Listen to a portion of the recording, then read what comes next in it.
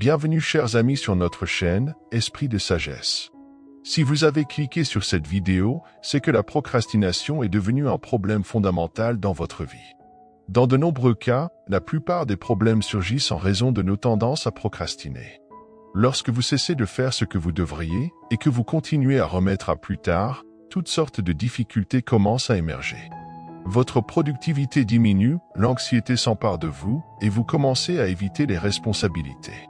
La pire partie est le sentiment constant de ne pas remplir vos obligations. Les stoïciens étaient profondément préoccupés par la procrastination. Nous avons des exemples de philosophes stoïciens tels que Sénèque et Marc Aurèle qui avaient de nombreuses responsabilités dans leur vie et ne pouvaient pas se permettre le luxe de procrastiner. Ce n'est pas une chose facile à surmonter, car nous préférons souvent la gratification instantanée. Si vous regardez cette vidéo, c'est parce que vous souhaitez apporter un changement. Vous voulez commencer à être productif et prendre le contrôle de votre esprit et de vos actions. Surmonter la procrastination vous apportera également plus de bonheur, car vous vous sentirez en paix avec vous-même lorsque vous commencerez à agir de manière responsable. Il est étonnant de voir comment Marc Aurèle, l'empereur romain et philosophe stoïcien, avait le même nombre d'heures dans une journée que vous et moi pour accomplir son travail et remplir ses responsabilités. Comment a-t-il trouvé le temps d'être un empereur, de gouverner l'empire le plus vaste et le plus puissant de l'Antiquité, d'être un philosophe, un écrivain, de s'occuper de sa femme, de créer des lois, d'assister à des procès, de diriger des armées et de guider le peuple romain à travers une terrible épidémie? De plus, il a accompli tout cela sans succomber aux vices et aux tentations auxquelles d'autres empereurs ont cédé. La clé du succès de Marc Aurèle résidait dans le maintien d'une routine constante. Il a développé des habitudes dans sa vie qui lui ont permis de surmonter la paresse et d'éviter la procrastination. En fin de compte, la clé pour éviter la procrastination est d'avoir une routine. Marc Aurèle intégrait toutes ses responsabilités comme une partie fondamentale de sa vie, tout comme nous devons manger, nous laver et dormir. Marc Aurèle a transformé ses responsabilités en quelque chose d'indispensable au point qu'il ne pouvait pas concevoir de vivre sans les accomplir. Tous les stoïciens, tout comme Aristote, comprenaient que nous sommes ce que nous faisons régulièrement. L'excellence n'est donc pas un acte, mais une habitude. Par exemple, Marc Aurèle commençait sa journée tôt, à l'aube. Quand il avait du mal à sortir du lit, il se disait « Je dois aller travailler en tant qu'être humain ». Il n'y avait pas de temps à perdre à rester au lit. Il commençait sa journée en écrivant dans son journal personnel, consacrant quelques minutes pour enregistrer ses pensées et organiser son esprit. Il se rappelait de ce qui importait vraiment, puis se préparait à affronter ses responsabilités et les personnes autour de lui. Il se disait « Aujourd'hui, je rencontrerai des gens qui sont intrusifs, ingrats, agressifs, traîtres, malveillants et antisociaux. » Marc Aurèle savait qu'il ne pouvait pas permettre à ces personnes d'affecter son jugement et son bonheur. Il était clair qu'il devait agir selon ce qu'il considérait comme juste.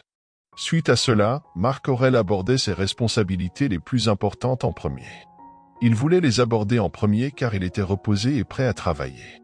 Sa concentration était entièrement centrée sur la tâche à accomplir. Il disait « Concentre-toi chaque minute, comme un Romain, comme un homme, sur ce qui est devant toi, avec précision, sérieux et avec justice. » Comme vous pouvez le voir dans sa routine, il n'y avait pas de place pour la procrastination. Vous vous demandez peut-être comment vous pouvez agir comme Marc Aurèle et surmonter la procrastination, comment vous pouvez vous préparer mentalement et quelles techniques vous pouvez suivre. Dans la suite de cette vidéo, je vais expliquer cette technique stoïcienne qui vont vous aider à éviter la procrastination et à augmenter votre productivité. Premièrement, on abordera la façon de préparer l'esprit pour éviter la procrastination et ensuite on se concentrera sur les actions que nous pouvons prendre pour la surmonter. Adopter une nouvelle perspective. La tendance à remettre les choses à plus tard, ou procrastination, est un phénomène couramment observé dans les pays développés. Nous avons la possibilité de procrastiner parce que notre niveau de vie nous le permet. Si vous demandiez à une personne en situation de précarité alimentaire si elle procrastine, il y a fort à parier que sa réponse serait négative. La plupart d'entre nous mènent une vie relativement aisée, c'est pourquoi il est essentiel d'intensifier notre sentiment d'urgence face à nos obligations. Lorsque nous procrastinons et que nous avons une date butoir à respecter, nous finissons par accomplir la tâche le dernier jour, lorsque le temps presse. Il semble alors que notre paresse s'évapore et que nous devenions productifs, agissant comme nous le devrions. Tout cela est dû au sentiment d'urgence. En vous fixant vos propres échéances pour vos obligations, vous augmenterez votre sentiment d'urgence lorsqu'il s'agira de travailler, ce qui vous aidera à surmonter la procrastination. Mais comment s'assurer que nous respectons la date limite que nous nous sommes imposée? Par exemple, vous pouvez informer un membre de votre famille ou un ami que si vous ne terminez pas votre tâche avant la date limite, vous devrez leur donner de l'argent. Ce type de conséquence vous incitera à agir avant la date limite que vous avez choisie. N'oubliez pas, intensifier votre sentiment d'urgence est essentiel pour surmonter la procrastination. Écartez les distractions sans intérêt. Habituellement, lorsque nous procrastinons, nous nous tournons vers des activités de substitution qui sont généralement des distractions sans grande valeur. Par distraction sans grande valeur, je fais référence à des activités qui consomment notre temps sans apporter beaucoup ou aucune valeur. En réalité, elles génèrent souvent du stress car, au plus profond de nous, nous sommes conscients que nous devrions nous consacrer à quelque chose de plus constructif.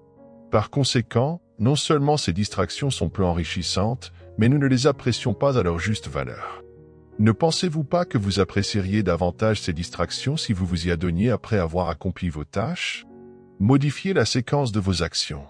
Concentrez-vous d'abord sur votre travail, puis ensuite, vous pourrez profiter pleinement de ces distractions. Reconsidérez l'organisation de vos tâches.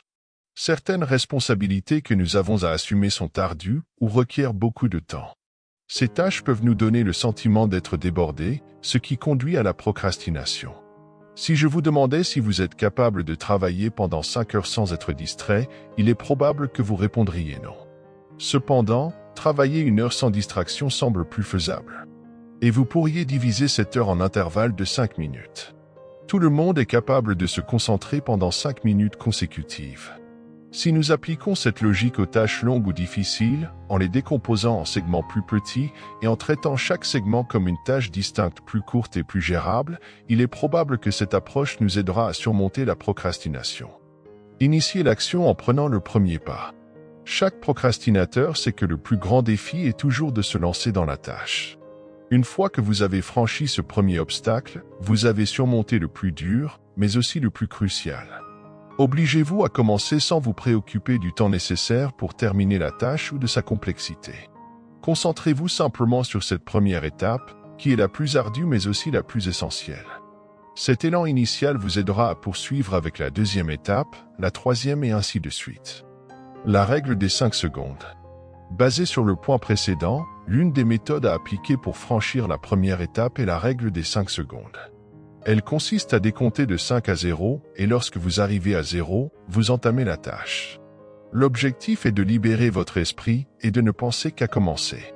Comptez à rebours à partir de 5 et lancez-vous sans trop cogiter. Cette technique vous aidera à coup sûr. Chaque fois que vous devez accomplir quelque chose qui vous met mal à l'aise, comptez à rebours à partir de 5 et, sans hésiter, vous vous lancerez. La méthode Pomodoro. Cette méthode est une stratégie qui permet de diviser votre temps de travail en segments plus gérables, facilitant ainsi l'approche de vos tâches. Il peut être plus intimidant de se lancer dans le travail si vous envisagez une longue séance de 4 heures, par exemple. Cependant, avec la méthode Pomodoro, vous pouvez aborder votre travail de manière plus accessible. La méthode Pomodoro consiste à travailler pendant 25 minutes sans interruption, puis à prendre une pause de 5 minutes. C'est ce qu'on appelle un Pomodoro. Après avoir complété 4 Pomodoro, prenez une pause de 20 minutes, puis répétez le processus. Tout le monde est capable de travailler pendant 25 minutes d'affilée.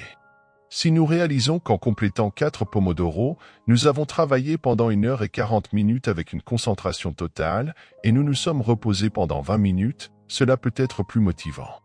Se concentrer sur 1 heure et 40 minutes de travail ininterrompu peut être difficile, car nous avons tendance à être distraits si nous ne fonctionnons pas à notre capacité maximale.